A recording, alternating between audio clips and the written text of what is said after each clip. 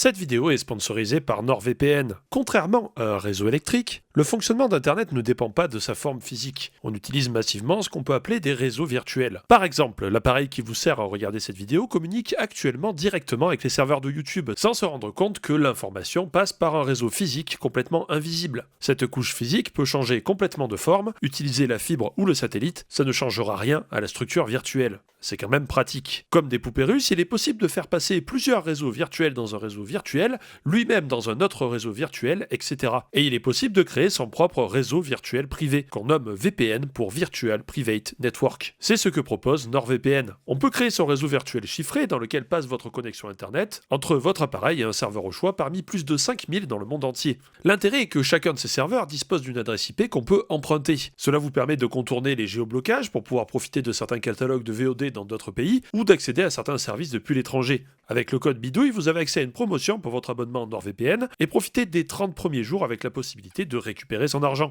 Plus d'infos sur nordvpn.com/bidouille. Salut, amis bidouilleurs et bidouilleuses. Les réseaux électriques sont parmi les structures les plus grandes qu'on ait jamais créées. Leur principe n'est pas très compliqué, il s'agit de relier les producteurs aux consommateurs par des lignes électriques. Mais plusieurs caractéristiques viennent un petit peu compliquer la tâche.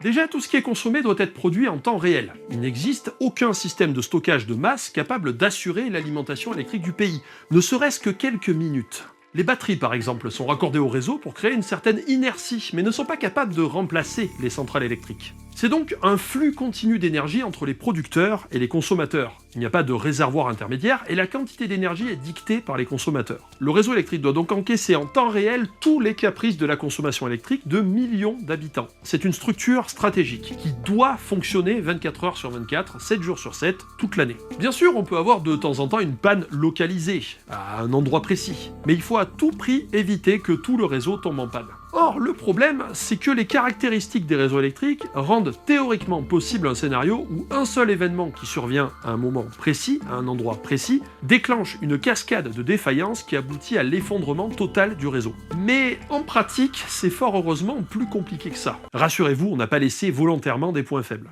Les gestionnaires du réseau surveillent en permanence la moindre panne. Aussi, ils pratiquent ce qu'on appelle le N-K. C'est-à-dire qu'on fait en sorte que quoi qu'il arrive, et en fonction du degré d'importance, on peut avoir n'importe quel élément qui tombe en panne, que ça soit une centrale nucléaire, une ligne de tension, un poste électrique, etc. Le réseau continuera de fonctionner. En permanence, on prévoit une solution de secours pour n'importe quel type de panne. Et en cas de problème, il y a aussi tout un tas de systèmes de secours, dont certains se déclenchent automatiquement. Ce qui fait qu'on a une marge entre le fonctionnement normal du réseau et sa panne totale. Il y a tout un tas d'étapes intermédiaires de secours qu'on nomme stratégie de défense du réseau. C'est pour ça que dans certains médias, quand on dit qu'on a frôlé le blackout, en fait, bien souvent, on a fait ça. En fait, on a prévu plein d'étapes avant que tout le réseau s'effondre. Et d'ailleurs, je décris une partie de cette stratégie dans ma vidéo que j'ai tournée au centre de gestion du réseau électrique français. Je veux dire, je peux pas mieux faire comme décor. Et le meilleur endroit pour tourner une vidéo, c'est là. Voilà, là je suis au max. Je peux pas faire mieux. Désolé. Mais, on a beau prendre toutes les précautions nécessaires, le risque zéro n'existe pas. On ne peut pas garantir à 100% qu'aucun blackout n'arrivera. C'est pourquoi tout bon gestionnaire de réseau, et en France c'est RTE, pour Réseau Transport d'Électricité, je précise au passage que cette vidéo n'est pas du tout sponsorisée par RTE, c'est eux qui s'occupent de la gestion des lignes haute tension et du transport de l'énergie sur des grandes distances. Les lignes haute tension, il faut les voir un petit peu comme les autoroutes de l'électricité. Tout bon gestionnaire de réseau, donc, a un plan en cas d'effondrement du réseau électrique, et c'est ce qu'on va voir dans cette vidéo. Si malgré tout, il y avait un blackout, comment ça arriverait et que se passerait-il ? Je précise que je ne parlerai pas des conséquences humaines et économiques des blackouts. Ça pourrait faire l'objet d'une éventuelle vidéo. Ici, on va se concentrer sur l'aspect uniquement technique de la chose, sur l'aspect électrique de la chose.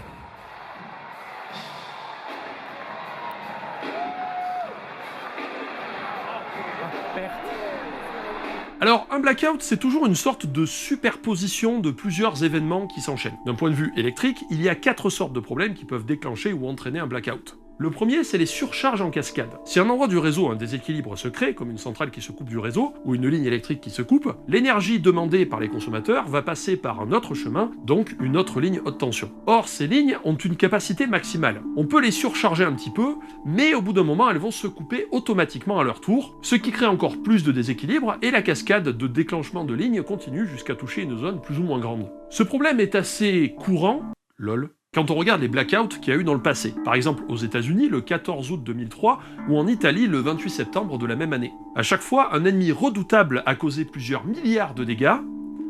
L'arbre. Les lignes haute tension ont une capacité maximale de puissance électrique, et cette capacité est liée à la température. Plus on fait passer de courant dans un câble, plus ce dernier chauffe, par effet Joule. Ainsi, on peut surcharger une ligne haute tension pendant un temps défini. Mais cela va entraîner un effet indésirable. Quand on chauffe du métal, il se dilate. Sous l'effet de la chaleur, les lignes s'affaissent. Un câble haute tension n'est pas isolé. S'il touche un arbre, par exemple, il amorce avec la terre. Le système de sécurité détecte le problème et coupe automatiquement la ligne haute tension. C'est un petit peu comme quand ça disjoncte à la maison. La différence, c'est la taille du disjoncteur. Ça, c'est un disjoncteur de 130 volts 16 ampères sur un tableau électrique. Ça, c'est un disjoncteur de 400 kV à plusieurs milliers d'ampères.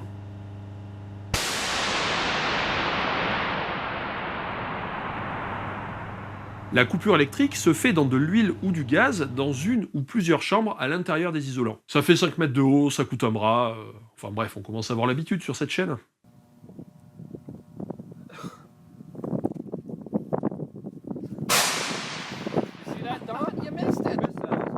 Une autre cause de blackout est la chute locale de tension. Si par exemple il y a un manque soudain de puissance disponible dans une zone, la tension des lignes haute tension baisse localement. Et le problème, c'est qu'une tension trop basse réduit la capacité de transport des lignes. Ça crée des sortes de goulots d'étranglement et donc au bout d'un moment, des surcharges. C'est un petit peu comme si on enlevait une voie sur l'autoroute. Ça crée un goulot d'étranglement et au bout d'un moment, des surcharges, des bouchons.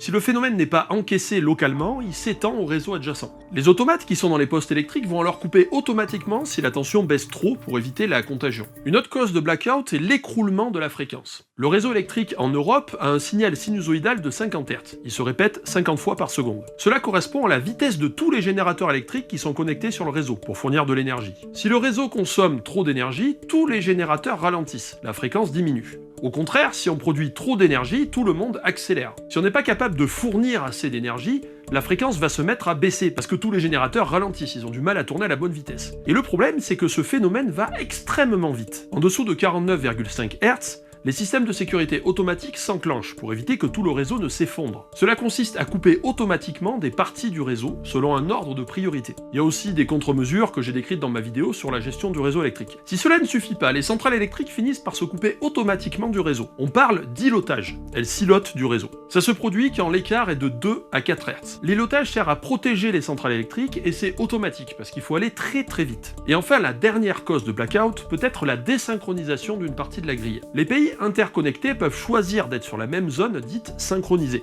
Ils sont tous exactement à la même fréquence. Cela peut se voir sur cette carte du gestionnaire du réseau suisse qui affiche en temps réel la fréquence sur plusieurs pays européens. On voit que tous les pays sont exactement à la même fréquence, à plusieurs décimales après la virgule. Et ce, peu importe la distance. En Europe, on a plusieurs zones synchronisées. Si on regarde dans le monde, on voit qu'il y a des zones encore plus grandes. Et d'ailleurs, le 8 janvier 2020, la zone verte, donc ici en Europe, s'est retrouvée coupée en deux.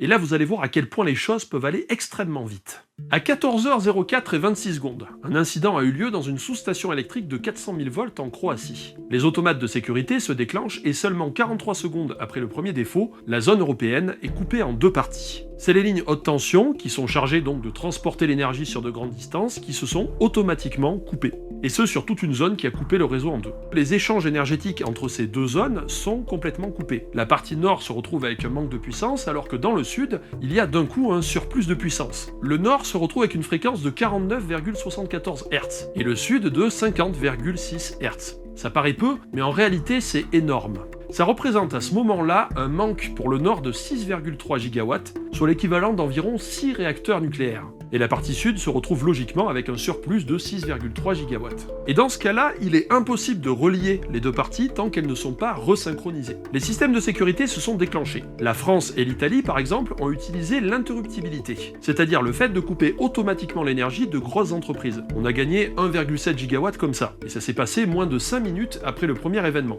Donc il faut se rendre compte qu'il y a un problème en Croatie, et 5 minutes plus tard, il y a des usines qui se coupent un petit peu partout en France. Le réseau étant coupé en 2 morceaux, chaque partie devient très fragile et risque de s'effondrer. Au final, ça a pris environ 1 heure pour que les deux parties reviennent à la même fréquence. Bon, bien sûr, on n'a pas eu de blackout à ce moment-là, sinon on en aurait entendu parler, et puis je pense qu'on l'aurait remarqué aussi un petit peu. Mais c'est un bon exemple pour comprendre à quel point il faut réagir rapidement pour éviter un effondrement du réseau électrique. Et ça montre aussi la complexité de la chose. Il faut que les parties du réseau puissent se couper et s'isoler automatiquement, sinon on pourrait détruire des installations, ce qui poserait encore plus de problèmes pour remettre le courant, si tout a cramé. Mais il faut laisser une marge de manœuvre pour que le système puisse se stabiliser avant qu'on coupe tout. Parce que si ça se trouve, on peut encore rattraper les choses. En tout cas, ça montre la résilience des systèmes de sécurité et du réseau européen, puisqu'on a réussi à stabiliser la situation à peu près 1 heure. Bon alors tout ça c'est bien beau, mais ça serait mieux qu'on ait un vrai exemple de blackout. Et pour ça on va prendre l'exemple de celui en Italie en 2003. Je parlerai pas du Texas parce que c'est une situation un petit peu différente. Dans la nuit matinale du 28 septembre, une ligne d'interconnexion entre la Suisse et l'Italie était à 88% de sa capacité. Les câbles chauffés s'abaissent, il y a du vent et de l'humidité,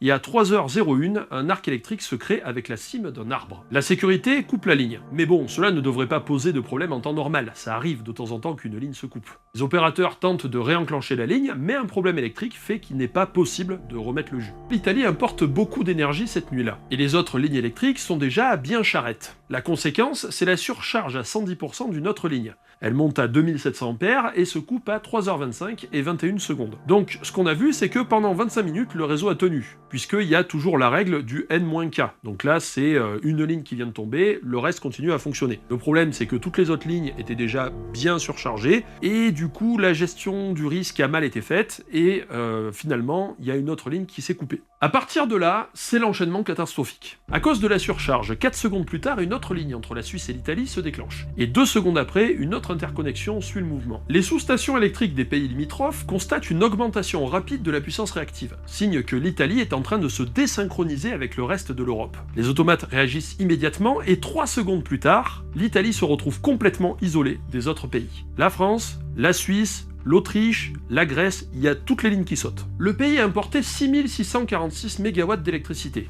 Quand le réseau s'est retrouvé isolé, ce manque de puissance ralentit tous les générateurs du pays. On constate une chute de la fréquence de 1,5 Hz. Les centrales essayent d'encaisser en appuyant sur l'accélérateur, parce qu'elles ont toute une marge de manœuvre. Et on coupe automatiquement certains gros consommateurs. Le déficit de puissance est résorbé en 30 secondes par les systèmes automatiques. Le problème, c'est que le réseau n'arrive pas à se stabiliser. Un déficit de puissance persiste, car certaines centrales se sont automatiquement coupées du réseau. Pendant 2,5 minutes, le réseau tient, mais la fréquence diminue progressivement. Les centrales silotent les unes après les autres, et des pans entiers de réseau sont délestés automatiquement. Pendant ces 2 minutes, au total, c'est près de 10 000 MW qui ont été coupés du réseau, soit environ la moitié de la consommation italienne. Et pourtant, ça n'a pas suffi.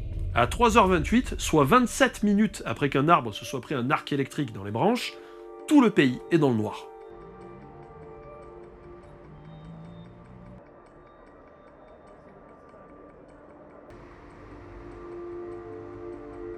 Bon, maintenant qu'on a vu un exemple qui s'est réellement passé, imaginons le scénario catastrophe en France. Suite à une série d'aléas, le pays se retrouve totalement dans le noir. Alors, ça fait longtemps que c'est pas arrivé, le dernier coup c'était en 78. Cette panne géante est la plus longue qu'ait jamais connue la France. Et on avait perdu 75% de la consommation. Il y en a eu un en 87, mais seulement la Bretagne a été coupée, donc ça compte pas. En tout cas, ça montre à quel point le réseau est stable dans le temps, surtout qu'aujourd'hui on a plus d'automatisme et de réactivité, on a rajouté en plus des sécurités, donc c'est encore plus solide qu'avant. Mais imaginons le pire des cas, on est là pour ça, on va pas se mentir.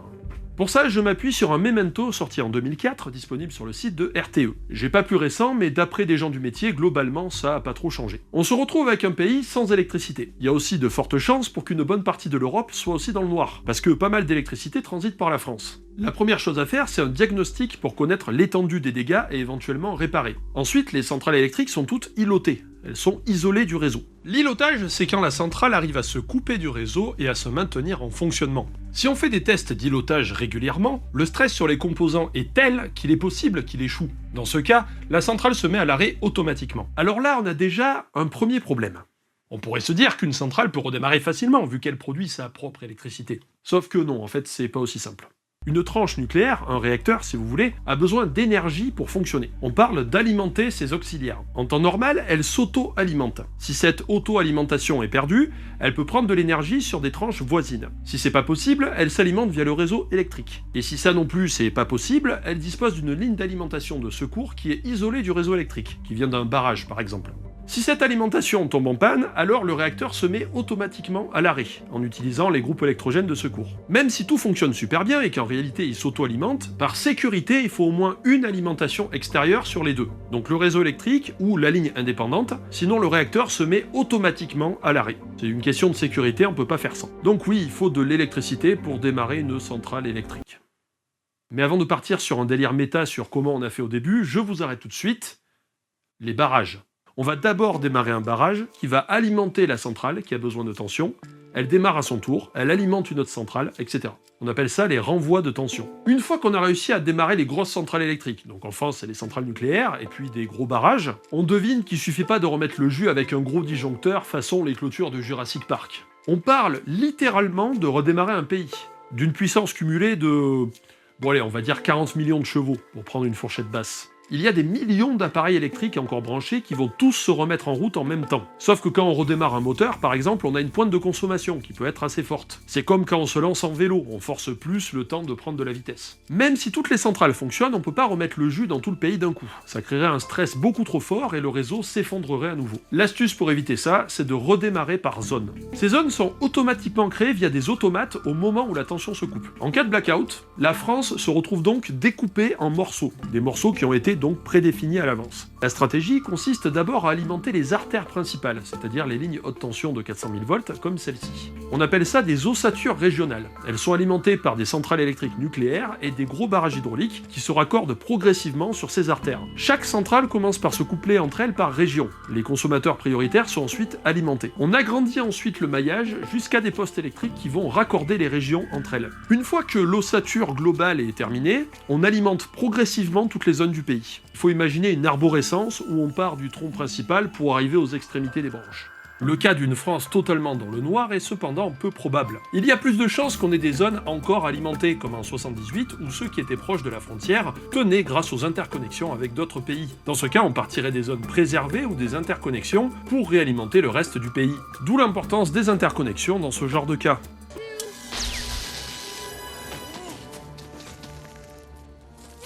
Bon alors tout ça c'est bien beau, mais ça prendrait combien de temps pour remettre le courant ? Eh ben c'est difficile à dire. S'il y a eu des dégâts importants sur les lignes de tension ou sur les centrales, la zone sinistrée serait raccordée en retard par rapport aux autres. Donc certains subiraient la coupure quelques heures, alors que d'autres attendraient peut-être quelques jours. Voici un tableau résumant le temps de reprise en fonction de la profondeur de coupe. Le trait en rouge, c'est le blackout d'Italie en 2003. La totalité du pays était dans le noir, donc on part de 0%. Il a fallu 22 heures pour réalimenter tout le pays. Une autre source indique 18 heures, mais bon, pour nous, c'est pas très important. En revanche, on remarque que la moitié des clients étaient déjà raccordés au bout de 7 heures. Bref, en cas de blackout généralisé, inutile de commencer à faire des réserves de PQ. De toute façon, les caisses fonctionneraient pas. Il faut être patient, mais ça dure pas trop longtemps non plus. Après, sans électricité, le temps peut être très long. Surtout si on est bloqué quelque part. Enfin, vous les jeunes, là, de toute façon, vous pouvez pas tenir sans vos réseaux sociaux et vos jeux vidéo. Moi, de mon temps à Noël, j'avais une Orange et puis je jouais avec pendant 6 mois et j'étais très heureux. Et nous, simples citoyens consommateurs, on fait quoi pendant un blackout ? Déjà, aider ceux qui en ont besoin. Vérifier que personne ne soit coincé dans l'ascenseur de l'immeuble, par exemple. Ensuite, trouver un moyen de se tenir au courant de ce qui se passe, avec une radio à pile, par exemple. D'un point de vue électrique, il vaut mieux disjoncter la maison ou l'appartement, ou laisser juste l'éclairage sur le tableau électrique, comme ça on sait quand l'électricité est revenue. Ainsi, vous diminuez à votre échelle l'appel de puissance au moment où l'électricité reviendra. Si beaucoup de monde fait ça, ce qui m'étonnerait, les gestionnaires du réseau auront la tâche un peu simplifiée. Mais sinon, c'est les recommandations habituelles. Rester chez soi si on peut, ne pas encombrer les routes pour que les secours puissent circuler, etc. etc. Voilà, j'espère que cette vidéo vous a plu, et si un jour vous subissez un blackout quelque part dans le monde, pour vous occuper, vous pourrez revoir cette vidéo. Allez, à une prochaine, amis bidouilleurs et bidouilleuses.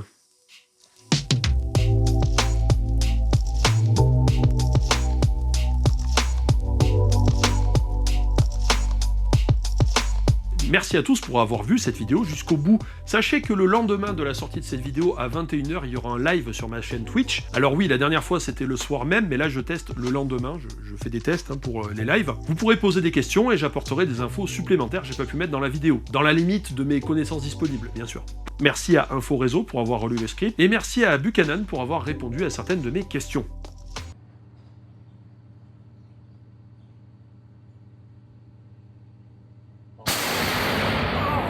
Now, that what long this has been.